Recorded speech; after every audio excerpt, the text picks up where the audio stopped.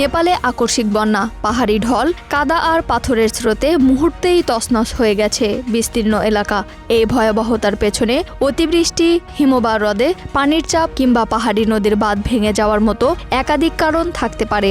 জলবায়ু পরিবর্তনের কারণে হিমবাহ গলার ঝুঁকি বাড়ায়, ভবিষ্যতে এমন দুর্যোগ আরও ভয়াবহ হওয়ার আশঙ্কাও রয়েছে।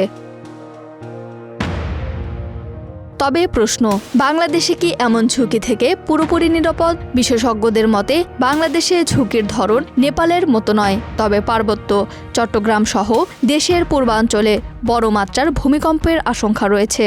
আর বড় কোনো ভূমিকম্প হলে সবচেয়ে বড় উদ্বেগের জায়গাগুলোর একটি হতে পারে কাপ্তাই লেক ও কাপ্তাই জলবিদ্যুৎ প্রকল্পের বাঁধের কোনো দুর্বল অংশ।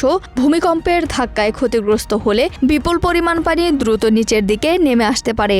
বর্ষাকালে কাপ্তাই লেকে পানির পরিমাণ বেশি থাকায় পরিস্থিতি আরও ভয়াবহ হওয়ার আশঙ্কা রয়েছে। এতে কাপ্তাই শহরসহ আশেপাশের নিচু এলাকাগুলোতে আংশিক পানির চাপ তৈরি হতে পারে।